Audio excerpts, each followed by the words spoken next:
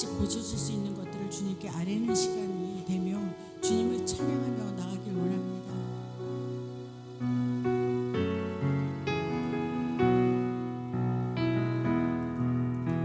주의 보좌로 나아갈 때 주의 보좌로 나아갈 때에 어떻게 나가야 할까? 나를 구원한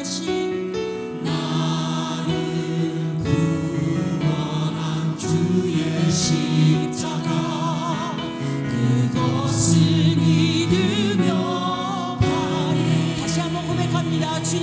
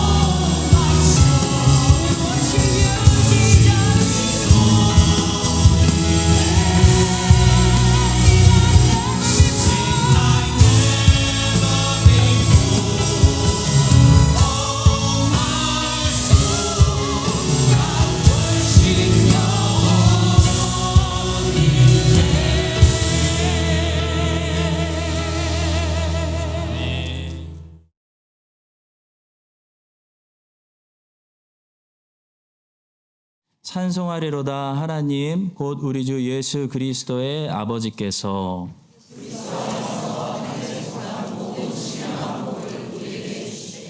곧 창세전에 그리스도 안에서 우리를 택하사 우리로 사랑 안에서 그 앞에 거룩하고 흠이 없게 하시려고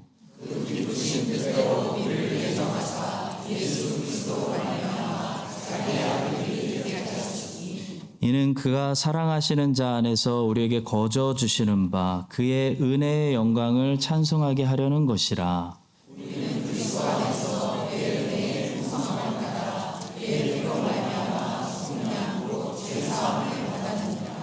이는 그가 모든 지혜와 총명을 우리에게 넘치게 하사 그 뜻의 비밀을 우리에게 알리신 것이요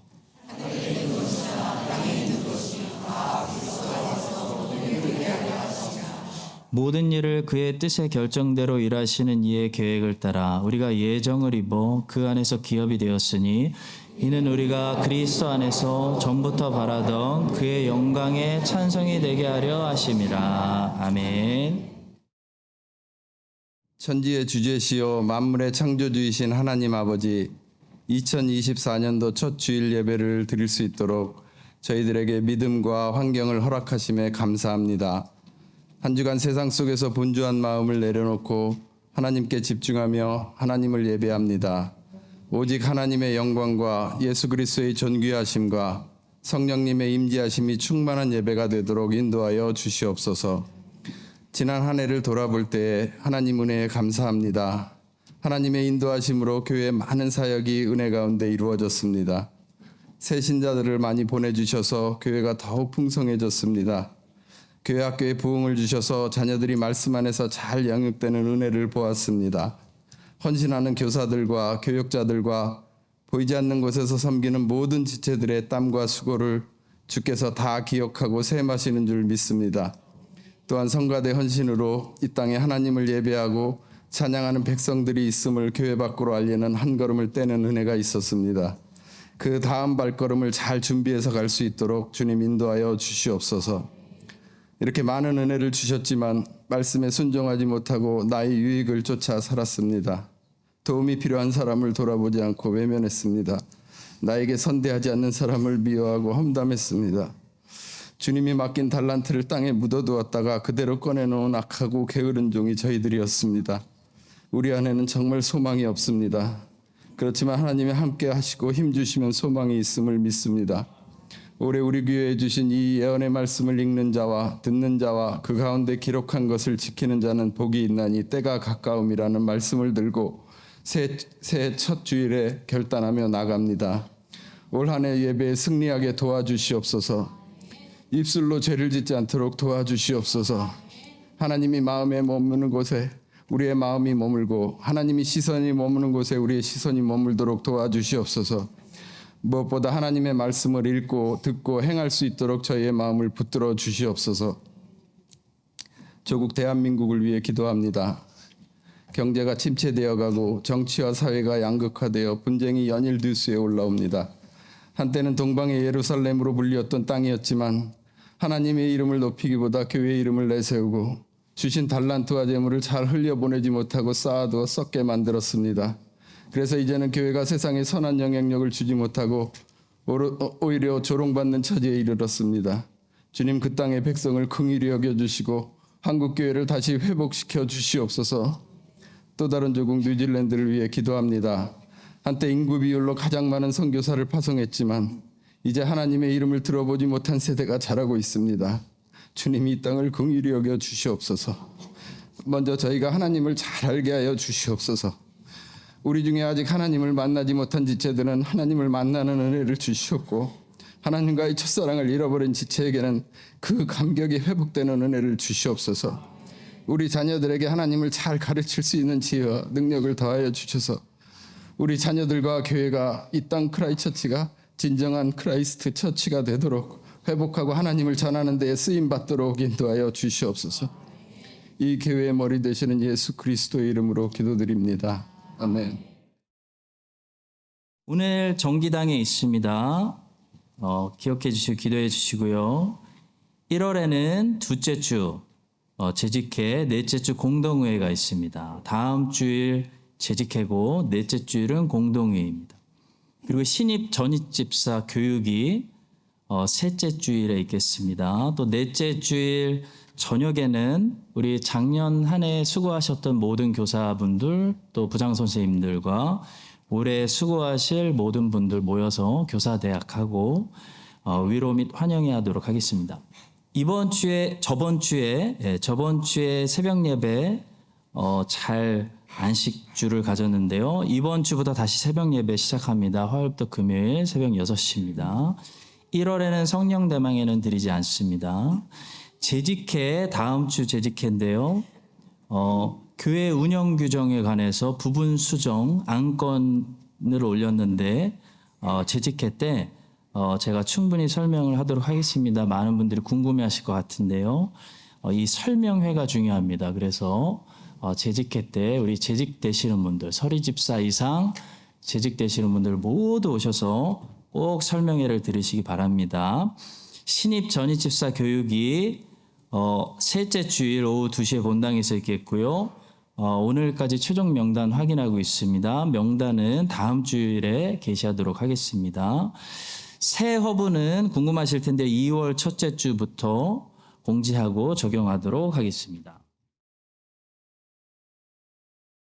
사울의 손자 무비보셋이 내려와 왕을 맞으니 그는 왕이 떠난 날부터 평안히 돌아오는 날까지 그의 발을 맵시내지 아니하며 그의 수염을 깎지 아니하며 옷을 빨지 아니하였더라. 예루살렘에서 와서 왕을 맞을 때에 왕이 그에게 물어 이르되 무비보셋이여 내가 어찌하여 나와 함께 가지 아니하였더냐 하니 대답하되 내 주 왕이여 왕의 종인 나는 다리를 절므로 내 나귀에 안장을 지워 그 위에 타고 왕과 함께 가려 하였더니 내 종이 나를 속이고 종인 나를 내 주 왕께 모함하였나이다. 내 주 왕께서는 하나님의 사자와 같으시니 왕의 처분대로 하옵소서. 내 아버지의 온 집이 내 주 왕 앞에서는 다만 죽을 사람이 되지 아니하였나이까.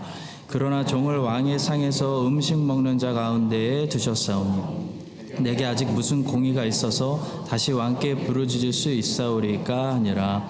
왕이 그에게 이르되 내가 어찌하여 또 내 일을 말하느냐. 내가 이르노니 너는 시바와 밭을 나누라 하니 무비보셋이 왕께 아뢰되 내 주 왕께서 평안히 왕궁에 돌아오시게 되었으니 그로 그 전부를 차지하게 하옵소서 하니라. 아멘.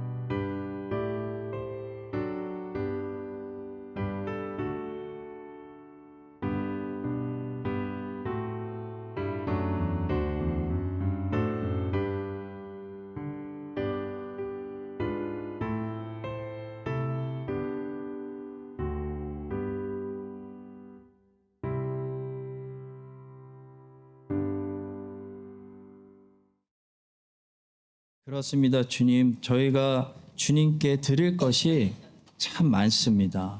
하나님, 주의 백성들이 기쁜 마음으로 자원하는 마음으로 또 많은 한 해 동안 또 헌신과 물질과 또 순종과 기도를 드렸습니다.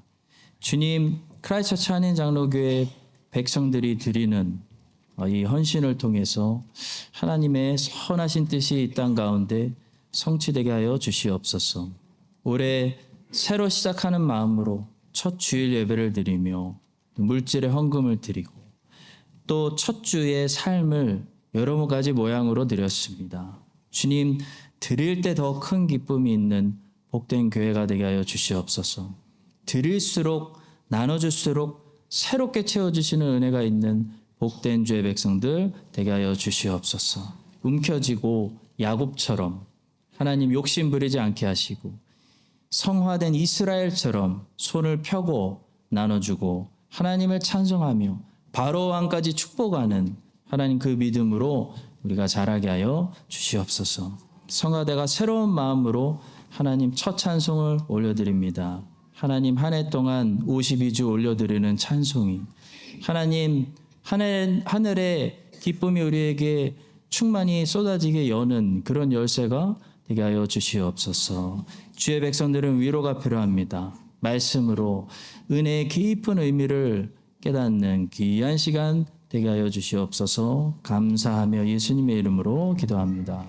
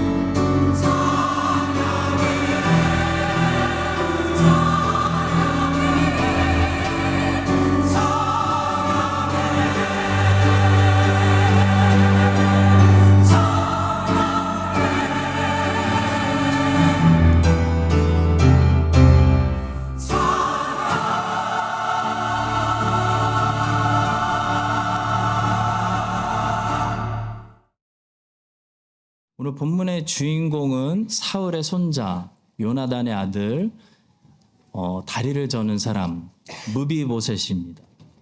무비보셋은 은혜 받은 사람입니다. 은혜 받은 사람. 무비보셋은 자기 때문에 다윗에게 은혜 받은 것이 아니고요. 다윗이 요나단에게 했던 맹세 때문에, 언약 때문에 다윗에게 은혜를 받았습니다. 다윗이 요나단 때문에 요나단과의 언약을 기억하고 무비보셋에게 평생 은혜를 베풀었어요. 여러분과 저도 그리스도인은 은혜 받은 사람입니다. 하나님께서 여러분과 저의 어떤 행위를 보시고 우리의 죄를 용서하시고 우리에게 은혜를 베풀어 주시는 것이 아니고요. 하나님께서 예수님 안에서 성부와 성자가 서로 한 언약 안에서 그 예수님 안에서 우리에게 죄사함을 주시고 우리를 부르시고 택하신 자들을 구속하시고 예수님 안에서 여러 가지 은혜를 주시는 것입니다. 자, 그런데 이렇게 은혜 받은 사람은 은혜 받은 후에 어떤 모습으로 살아가야 할까요? 은혜를 받고 삶의 모습이 정말 달라진 이 무비보셋을 오늘 보면서 몇 가지를 배울 수가 있습니다. 첫 번째로 주님께 은혜 받은 사람은 주님의 멍에를 맵니다. 그리고 주님이 어디로 가시든지 그 주님과 동행하기로 굳게 결심하는 삶을 살게 됩니다. 다윗의 은혜를 받았던 무비보셋은 다윗의 멍에를 메고 다윗과 함께 다윗이 겪는 모든 일들에 함께하기로 굳게 결심했다라는 것을 본문 24절을 통해 알 수 있습니다. 사울의 손자 무비보셋이 내려와 왕을 맞으니 그는 왕이 떠난 날부터 평안히 돌아오는 날까지 그의 발을 맵시내지 아니하며 그의 수염을 깎지 아니하며 옷을 빨지 아니하더라. 여러분, 다윗이 압살롬을 피해서 도망 다녔는데 숨어 있는 동안 면도나 제대로 했겠습니까? 다윗이 왕궁을 떠나 있는 동안 왕궁에서 입는 옷을 못 입고 얼마나 깨끗한 옷을 못 입었겠어요. 그러니까 무비보셋도 다윗이 떠난 날부터 수염도 깎지 않고 옷도 빨지 않고 있었다라고 말합니다. 다시 말해 다윗과 나는 함께 하겠다. 왕과 함께 가겠다. 다윗의 멍에를 메고 왕이 당하는 모든 일에 내가 동참하겠다. 굳게 결심했다는 거예요. 원래 무비보셋은 다윗이 도망갈 때 당연히 함께 도망가려고 했는데요. 발이 불편해서 자기 종 시바에게 나귀를 준비하라고 했는데 이 종이 자기 주인을 배신했습니다. 주인을 모함하고 자기만 다윗에게 나와가지고 무비보셋이 왕을 배신했다고 거짓말을 했기 때문에 무비보셋은 다윗과 함께할 수 없었습니다. 그것이 본문 25절부터 27절의 내용입니다. 성도 여러분, 무비보셋은 비록 발이 불편하고 자기 종에게 배신을 당해서 함께 떠날 수는 없었지만 다윗이 떠나 있는 동안 다윗을 생각했습니다. 다윗을 생각하면서 다윗과 함께 이 고난에 동참하기로 결단했기 때문에 다윗과 같이 짐을 지고 다윗의 멍에를 같이 매는 그랬기 때문에 그래서 다윗을 다시 만났을 때 부끄러울 것이 없는 왕의 고난에 동참했기 때문에 왕을 다시 뵀을 때 부끄러울 것이 없는 그런 삶을 살았다는 거죠. 우리 주님께서 이 땅에 다시 오실 때 이런 자들에게는 칭찬이 있을 것입니다. 우리 주님이 다시 오실 때 이 땅에 사는 동안 주님의 멍에를 메고 주의 고난을 몸에 채우고 한 자들에게는 칭찬이 있을 거예요. 근데 그렇지 않은 자들에게는 무서운 심판이 있을 것이라는 사실을 가르쳐주는 그 몇 가지 비유가 있는데요. 그 중에 하나가 열 처녀의 비유입니다. 열 처녀의 비유, 마태복음에 있습니다. 이 열 처녀의 비유에 보시면 그 끝에 주목할 만한 장면이 나옵니다. 이 기름이 떨어진 5 처녀들이 무슨 사실을 깨닫게 되냐면 천국 문에 들어가려면 기름이 필요하다는 사실을 뒤늦게 깨달아요. 기름을 준비한 자들만 들어갈 수 있다는 사실을 깨닫는 거예요. 그래서 기름을 준비 못했으니까 그동안 기름을 잘 준비한 처녀들에게 가가지고 기름을 빌려달라고 합니다. 좀 빌려달라고. 나도 들어가게. 자, 그때 더 무서운 사실은 아무도 기름을 빌려주는 사람이 없다는 사실이에요. 한번 마태복음 25장 8절과 9절을 보시기 바랍니다. 미련한 자들이 슬기 있는 자들에게 이르되 우리 등불이 꺼져가니 너희 기름을 좀 나눠달라 하거늘 슬기 있는 자들이 대답하여 이르되 우리와 너희가 쓰기에 다 부족할까 하노니 차라리 파는 자들에게 가서 너희 쓸 것을 사라. 그때 기름을 빌려달라고 하면 너무 늦는다는 거예요. 기름을 주는 사람이 없다는 겁니다. 그때가 되면 너무 늦어버려서 서로 기름을 좀 빌려주고 빌리려고 해도 못 빌린다라는 사실을 말해주고 있습니다. 자, 이것은 주님이 돌아오실 때는 우리 각 개인에게 하나님과 나라는 이 1대1 계산이 이루어지게 될 거라는 그런 사실을 우리에게 일깨워줍니다. 우리 아버지는 목사님이었는데요. 그때는 그 말이 안 통한다는 거예요. 제가 출석했던 교회는 많은 일을 했는데요. 그 말이 안 통한다는 겁니다. 기름을 빌릴 수 없다는 거예요. 너는 너의 기름을 준비했느냐라고 물으신다는 거예요. 그때 주님께서 우리 각자의 기름통을 보시고 우리가 이 땅에서 천국에 들어갈 합당한 모습을 얼마나 준비했는지, 천국에 어울리는 의로움을 얼마나 준비해서 가지고 있는지 그걸 보시고요. 기름이 없으면 천국 문을 닫아버리신다. 분명히 말씀하는 비유입니다. 스펄전 목사님이 이렇게 말씀하셨습니다. 엄숙하고 결정적인 시간이 닥칠 때 하나님과 여러분의 면담은 1대1이 될 것입니다. 임종의 순간에 후원자들은 아무런 도움이 되지 않을 것입니다. 신앙의 친구들을 불러 여러분의 짐을 그들과 나누는 것도 아무 소용이 없을 것입니다. 신앙의 친구들이라도 자기 자신과 여러분을 위한 은혜가 충분하지 못하기 때문에 자기들의 기름을 여러분에게 나눠줄 수 없을 것입니다. 다윗이 다시 돌아왔을 때 1대1로 계산이 이루어집니다. 시므이와 1대1, 시바 1대1, 무비보셋 1대1, 사독, 아비아달, 다윗의 아내들 누구든지 왕이 다시 왕궁으로 돌아왔을 때 각자 개인이 이 왕이 떠나 있는 동안 왕을 위해서 어떻게 지냈는지, 무슨 일을 했는지, 어떻게 왕의 편에 서 있었는지 1대1로 이 다윗에게 대답을 해야 된다는 거예요. 여러분, 주님이 이 땅에 다시 오실 때 우리 주님이 진짜 나팔 소리 갑자기 들리더니 이 땅에 진짜 다시 오실 때 이 땅에서 우리가 주님을 배신하지 않고 기름을 준비하려면 다음과 같은 것들이 필요합니다. 굳은 결단이 필요하고 나는 예수의 멍에를 메고 살겠다라는 이 무비보셋처럼 담대한 마음, 단호한 용기 이런 것들이 필요하다는 거예요. 그리스도인의 전신갑주라는 책을 쓴 유명한 청교도 중에 한 사람인 윌리엄 거널이라는 사람은 여호수아 1장을 보면서 하나님께서 여호수아에게 계속 강하고 담대하라고 하시잖아요. 강하고 담대하라. 용기를 내라라고 하신 그 목적을 많은 사람들이 오해하고 있다라고 말했어요.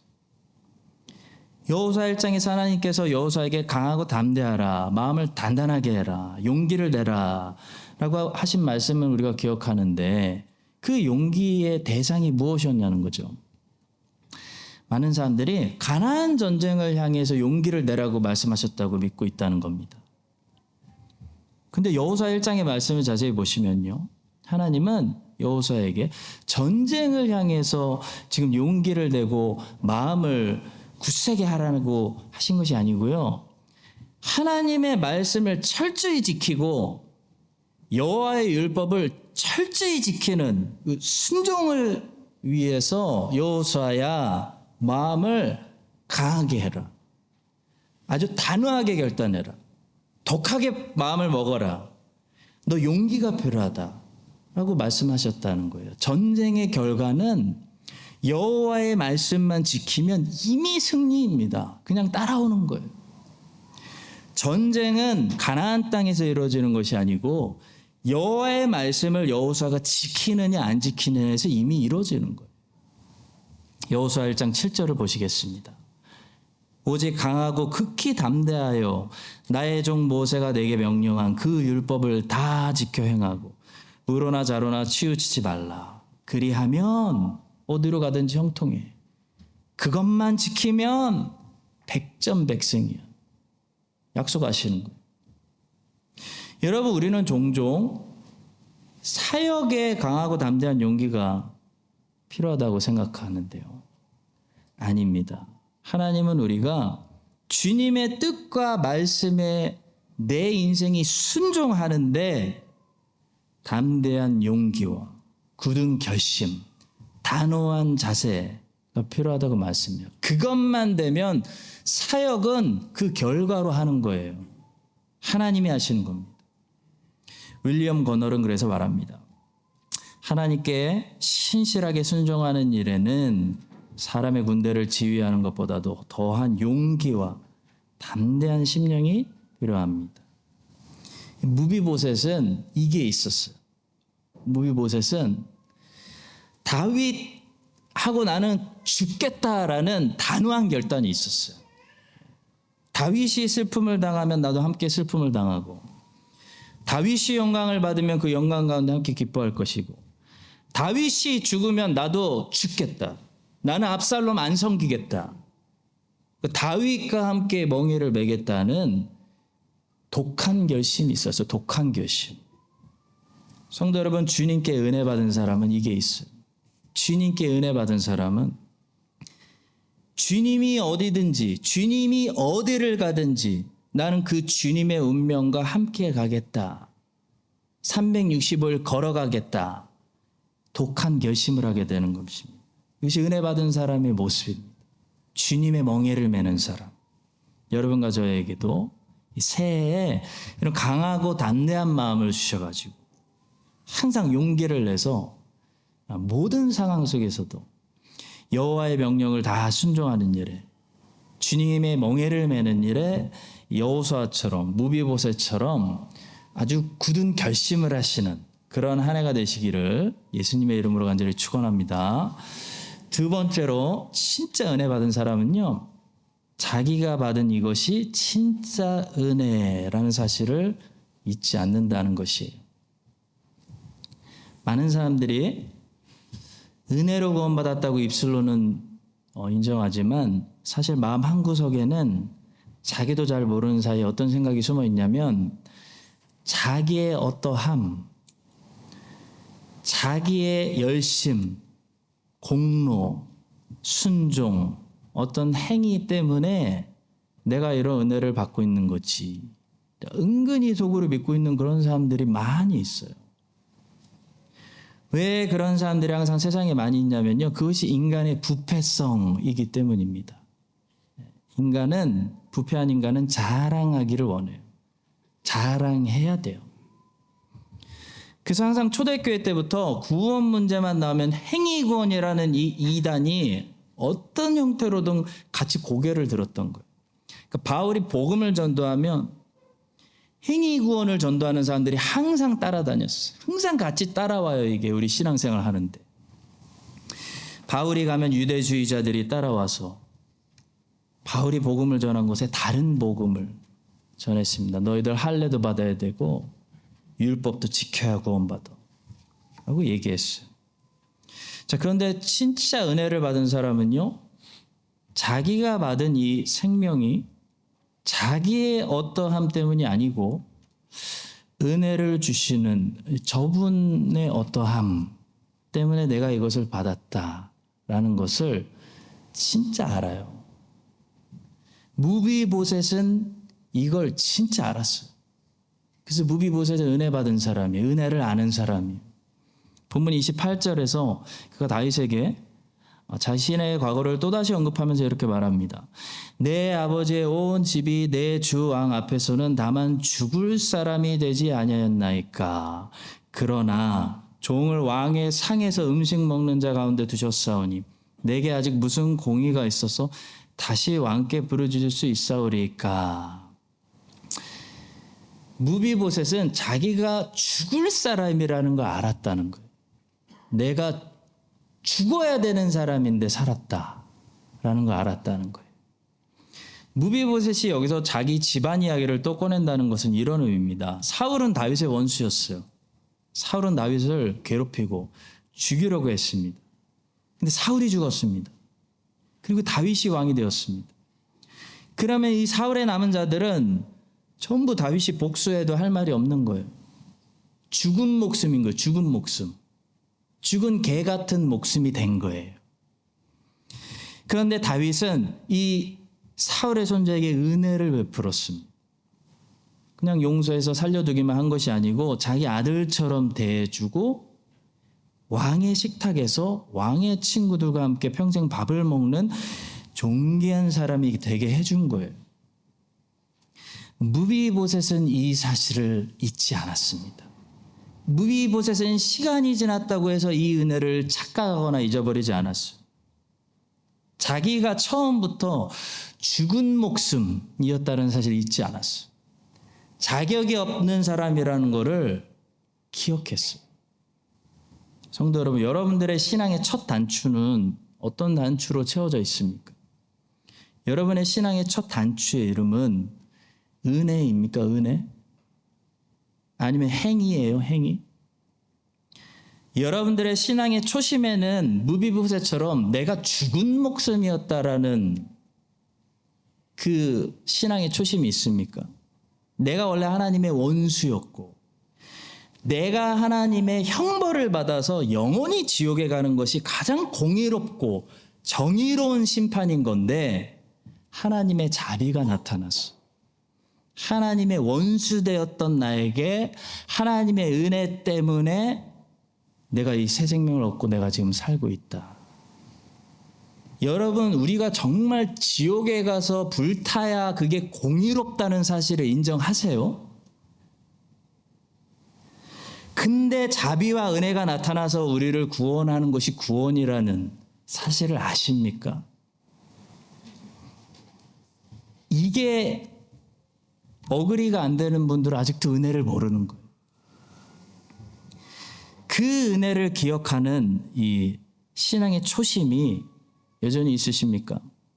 이 초심이 약한 사람은요, 이 신앙의 첫 단추가 이 죽은 목숨이 죽어 마땅한 목숨이 은혜로 구원받은 이 은혜의 단추로 무비보셋처럼 확실하게 채워지지 않는 사람들은 신앙생활하면서 자꾸 다른 길로 가게 돼 있어요.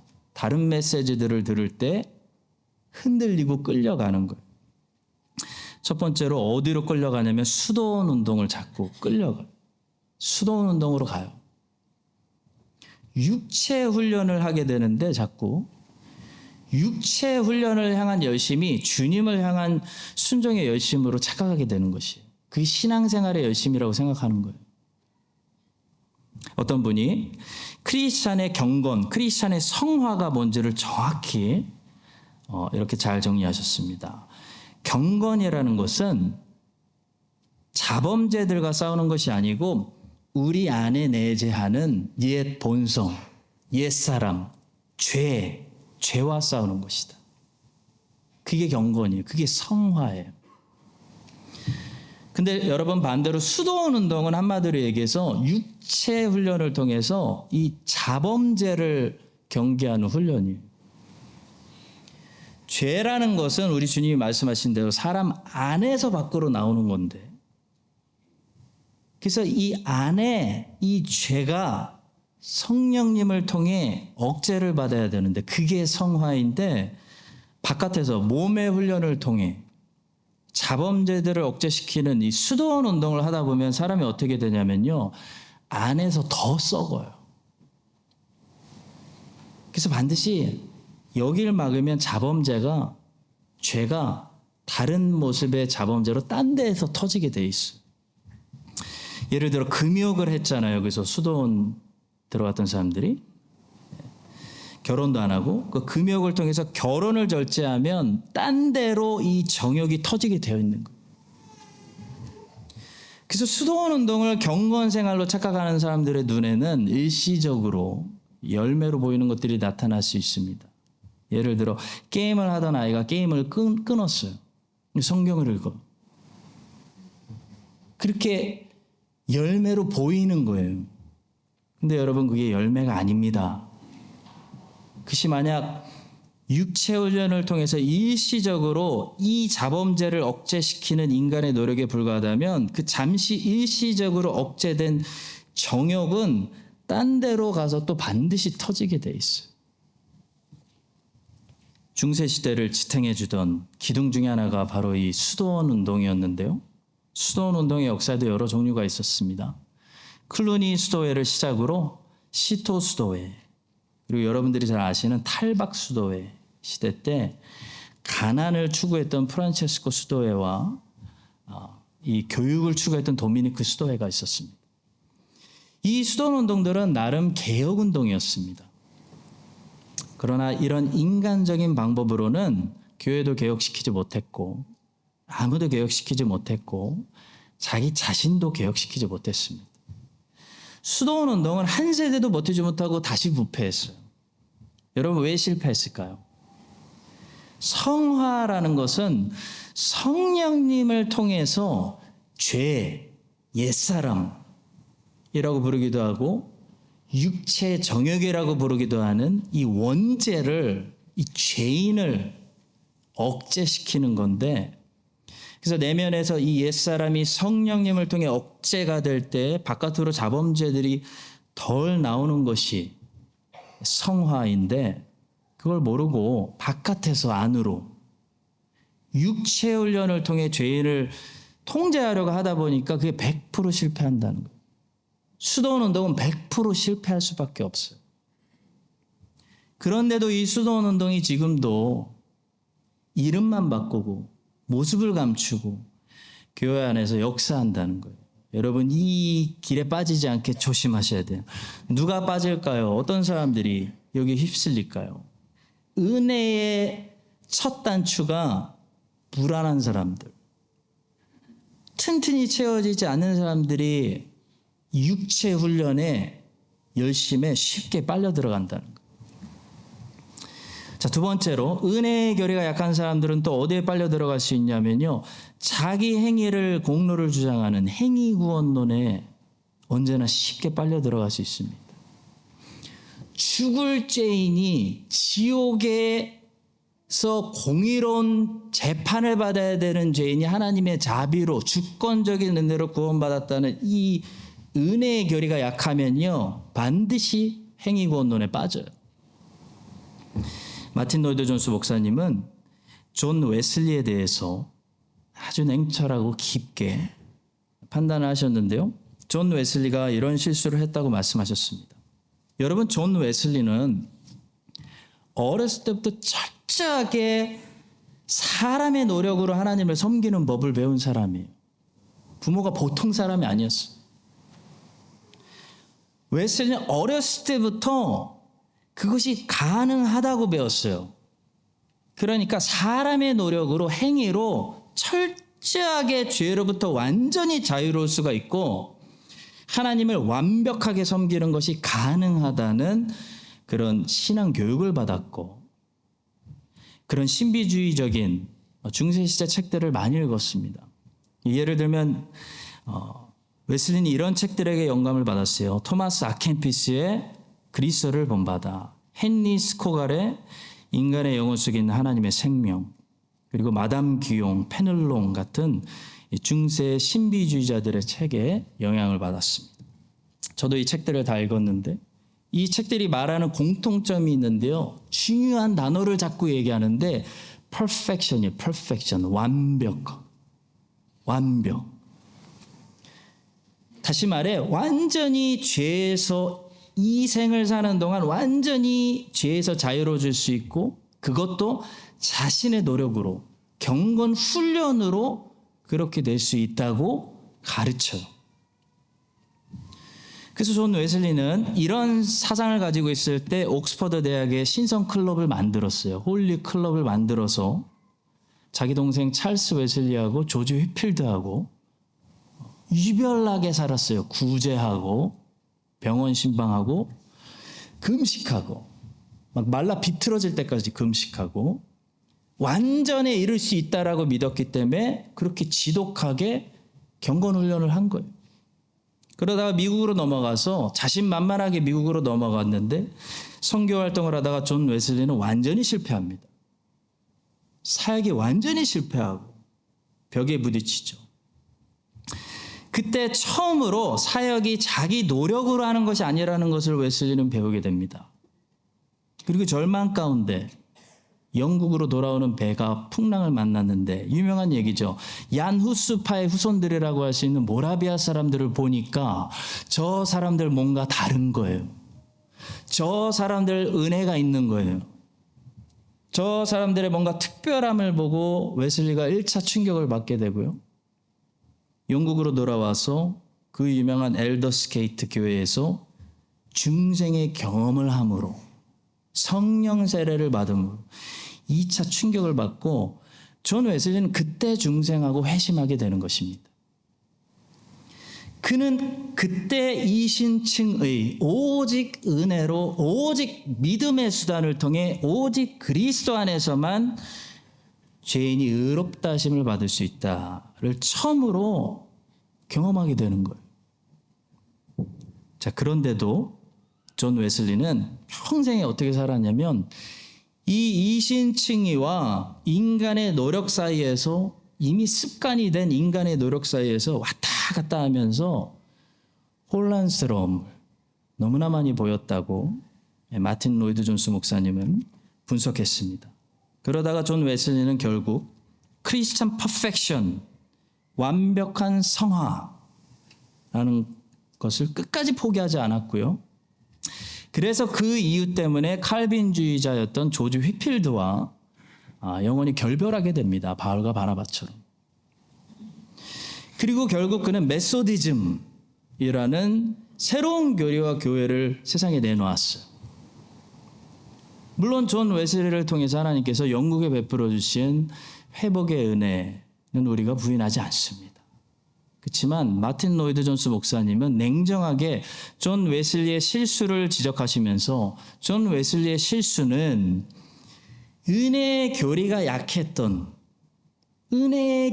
약했던 이 웨슬리는 어렸을 때부터 크게 도덕적으로 별로 잘못 안 하고 살았던 이 훈련이 몸에 배있던 웨슬리는 자꾸 행위와 인간의 노력으로 우리가 죄를 완전히 제거하고 하나님 앞에 완전해질 수 있다. 완전해져야 한다.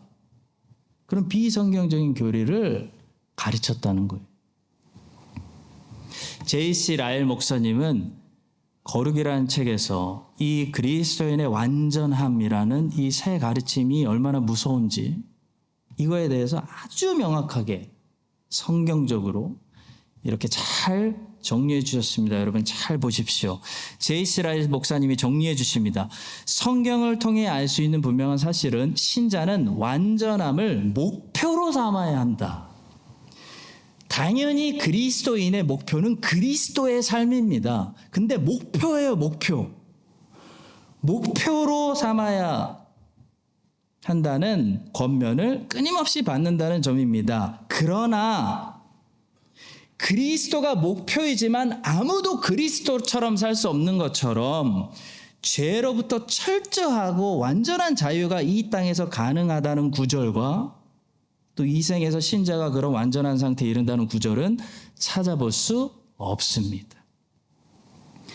이 생에서도 죄가 없는 완전한 상태에 이를 수 있다고 주장하는 사람은 죄의 속성, 전적 부패론의 깊이와 하나님의 높으신 거룩함의 높이에 대해서 여전히 아무것도 모르는 자들입니다. 그러한 비성경적인 가르침은 위험한 망상을 불러일으키기에 저는 강력하게 반대합니다. 성도 여러분, 성경은 당연히 그리스도인들에게 예수 그리스도의 완전한 삶을 목표로 제시해요. 당연한 거예요. 그렇지만 아무도 그리스도처럼 살 수는 없다고 말씀합니다. 더욱이 하나님의 은혜가 아니라 사람의 노력으로, 사람의 훈련과 행위로 완전하게 가까이 갈 수 있다고 생각한다면 성경이 말씀하는 우리의 병든 상태, 우리의 망가진 상태, 전적 부패론, 우리가 어떻게 하나님과 완전히 원수가 된 상태에서 성령의 도우심 없이 하나님과 화평할 수 없는지, 우리가 어떻게 거기서 건짐을 받고 은혜로 구원을 받았는지 아직도 너무나 모르는 거예요. 성도 여러분, 신앙의 이 기초에 은혜의 교리가 강해야 됩니다. 이신칭의가 먼저 확실해야 돼요. 이것이 개혁신학입니다. 그래야 그 다음부터 어떤 삶을 살 수 있냐면 거룩한 삶을 살 수 있어요. 자기를 부인하고 나를 조심하고 교만하지 않고 나를 내세우고 자랑하지 않고 세상에서 나라는 인간을 제일 조심하고 살고 십자가를 지고 오직 성령님을 의지해서 예수만 묵상하면서 성령의 거룩한 열매들을 많이 맺는 진정한 경건의 삶을 살 수가 있는 것입니다. 은혜의 교리가 강한 사람일수록 성령의 열매가 많은 거예요. 무비보셋에게 그랬어요. 무비보셋에게는 이 신앙의 첫 단추가 너무 분명했어요. 왜냐하면 이 사람은 사울의 손자였기 때문이에요. 다윗의 원수의 손자였기 때문에 자기가 나는 죽을 목숨인데 100% 은혜로 100% 용서받고 공짜로 이 세상 살고 있는 거라는 게 무비보셋은 분명했어요. 근데 분명했던 이 무비보셋이 더 다윗에 충성하는 삶을 살 수가 있는 것입니다. 여러분과 저에게 새해를 새롭게 출발하는 이 첫 주일에 우리 신앙의 첫 단추, 바로 마귀의 자식들이었던 원수된 우리에게 하나님의 은혜가 임해서 우리의 신앙이 지금도 이렇게 앞으로 나아가고 있다는 사실을 기억하시면서요, 올 한 해도 한 주 한 주 이 은혜 위에 여러분들의 경건한 삶을 성령 하나님께서 그것 또한 은혜로 세워주시기를 예수님의 이름으로 간절히 축원합니다. 마지막 세 번째로, 은혜 받은 이 무비보셋은 어떻게 변했냐면요, 결국 다윗을 자기의 재산 전부로 여기는 높은 수준까지 자랐다는 것입니다. 이것이 은혜 받은 사람에게 일어나는 모습이에요. 은혜를 아는 사람이 가장 높이 자라는 거예요. 본문 30절의 말씀입니다. 무비보셋이 왕께 아뢰되 내 주 왕께서 평안히 왕궁에 돌아오시게 되었으니 그로 그 전부를 차지하게 하옵소서. 재산 다 필요 없습니다. 왕만 나에게 있으시면 됩니다. 그런 고백을 하고 있어요. 여러분, 다윗이 진실을 알게 되었는데도 여기서 시바를 처형하지 않고 시바를 용서한 사실은 참 놀랍습니다. 그렇죠?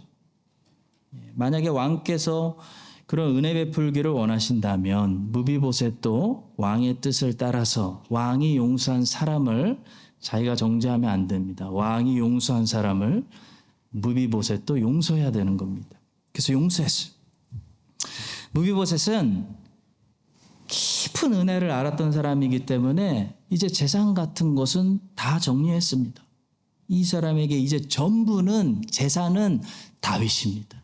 마치 예수님의 비유에 밭에 보화를 발견한 사람이 자기 재산 다 팔아가지고 나는 이제 예수를 위해서 저 보화를 위해서 삶을 다 집어 던지는 모습과 같은 거예요. 무비보셋은 이제 다 필요 없어요. 왕을 위해서 충성하다가 나는 살겠습니다. 고백하고 있는 겁니다. 성도 여러분, 어떻게 하면 여러분과 저도 은혜를 경험한 사람들로서 그리스도를 우리의 전부로 이렇게 여기며 올 한 해도 우리가 살 수 있을까요? 마지막으로 이번 주에 제가 받은 아주 구체적인 지침들을 말씀드리고 마치겠습니다. 리처드 백스터라는 목사님이 있습니다. 제가 제일 좋아하는 청교도 목사님 중에 한 분인데요.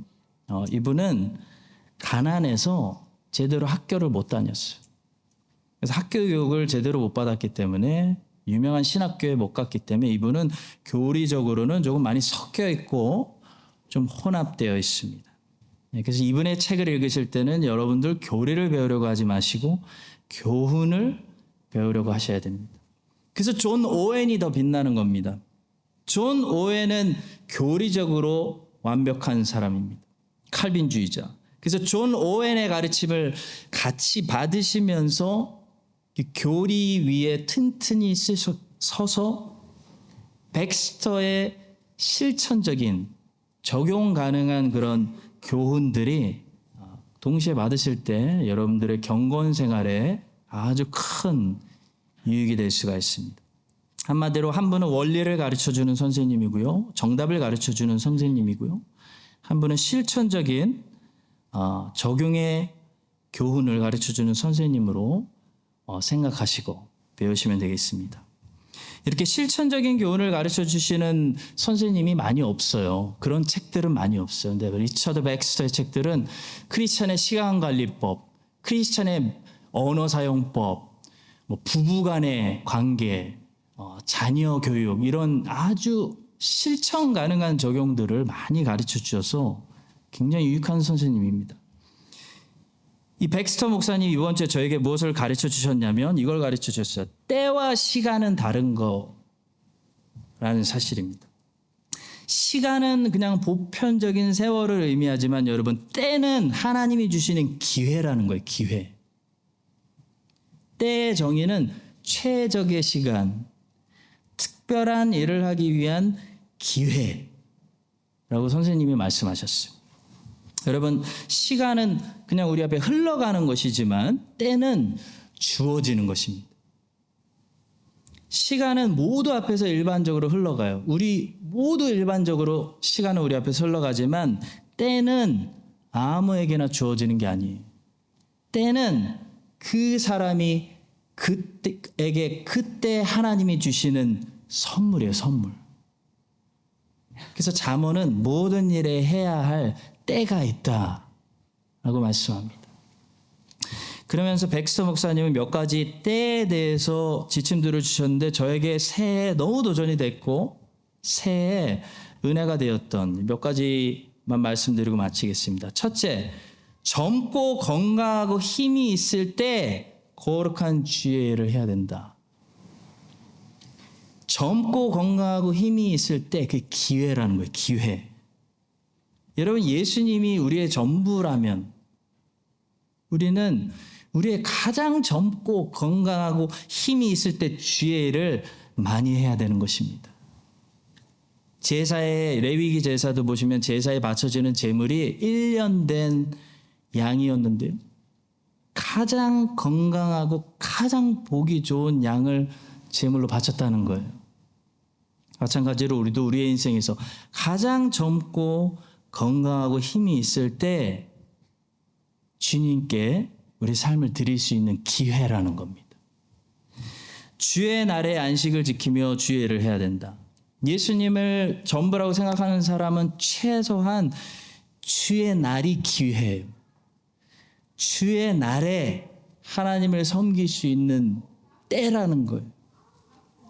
주의 날을 사랑하고 안식일 계명을 잘 지키고 주님의 날을 기다리고 빨리 가서 주님을 섬기고 싶다. 주의 백성들을 섬기는 게 주님을 섬기는 거잖아요. 빨리 봉사하고 싶다. 주님의 일을 하며 주님을 섬긴다는 거예요. 아침에 일해야 된다고 말합니다.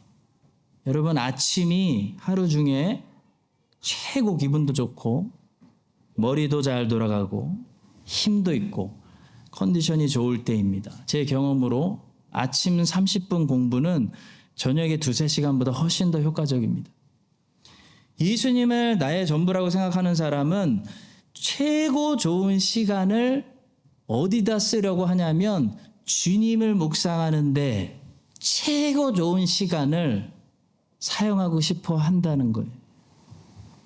하루에 내가 하고 싶은 거 다 하고 남는 찌꺼기 같은 시간을 하나님께 드리려고 하지 마시고, 여러분 밥상을 차려놓고, 우리 민족은 예의라는 게 있었잖아요. 밥상을 차려놓고 제일 먼저 아버지가 첫 숟가락을 들게 하시는 것처럼 하루 중에 가장 좋은 시간을 하나님께, 내가 이 시간 하나님께 쓰려고 하는 것이 예수님을 전부로 생각하는 사람들의 삶이라는 거죠. 좋은 환경, 좋은 부모 밑에 있을 때, 좋은 교회를 다니고 있을 때, 좋은 목사를 만났을 때, 좋은 설교를 들을 수 있을 때, 그때 배워야 돼. 하나님이 주신 기회예요. 항상 좋은 환경을 만나는 것은 아닙니다. 평생 좋은 부모 밑에 살 수 있는 것도 아니에요. 떠나야 돼요. 아니, 부모님이 떠나셔요. 항상 좋은 교회를 다닐 수 있는 거 아니에요. 좋은 설교를 들을 수 있는 것도 아닙니다. 만약에 하나님이 나에게 좋은 환경을 주셨어, 좋은 교회를 다니게 하셨고 좋은 목사님들 만나게 하셨다면 그때가 하나님을 더 많이 마음껏 섬기고 배우라고, 예수를 마음껏 먹고 마시라고 잘할 수 있는 기회를 주신 거예요. 기회. 마지막으로 11번째가 기가 막혀요. 언제 더 적합한 때가 올지 안 올지 모르기 때문에 현재가 가장 좋은 때라고 여기고 항상 현재라는 때를 잡아야 한다. 여러분, 2024년이에요. 크라이스트처치 한인장로교회를 통해 2024년에 크라이스트처치 한인장로교회를 통해 하나님을 섬길 수 있는 기회를 잡은 이 삶이 다시 오지 않을 수도 있어요. 다시 오지 않는 하나님이 주시는 마지막 최고의 기회일 수도 있기 때문에 우리는 올해 2024년 마지막이라고 생각하고 최선을 다해 기회를 잡고 하나님을 섬겨야 하는 것입니다. 마지막으로 리차드 백스터 목사님이 이렇게 말씀하세요. 우리는 쇠가 뜨거울 때 때려야 된다. 사랑하는 성도 여러분, 무비보셋이 은혜를 받고 다윗을 섬길 수 있을 때 이스라엘의 왕이 하필 운이 좋게 다윗일 때 전부를 바쳐서 왕을 충성해서 함께 다윗의 사람으로서 하나님 나라를 건국하고 하나님께 순종했던 것처럼 여러분과 저도 은혜를 받고 세상 어떻게 될지 아무도 모르지 않습니까? 그리스도를 섬길 수 있을 때 우리의 전부를 다해 올해도 주님을 섬기는, 주님 안에서 자라나는 여러분과 저의 충성스러운 삶이 되시기를 예수님의 이름으로 간절히 축원합니다. 주님 은혜 받은 후에 우리의 모습이 마땅히 어떠해야 하는지 가르쳐 주셔서 감사합니다. 이제 주님께 강하고 담대한 믿음으로 순종하며 기름을 준비하는, 결단하고 기름을 준비하는 지혜로운 5 처녀들이 되게 하여 주시옵소서. 은혜의 교리 위에 튼튼하게 서서 잘못된 방법으로 신앙생활하지 않게 하시고 말씀대로 성령 충만하게 신앙생활을 할 수 있도록 경건을 계속 가르쳐 주시옵소서.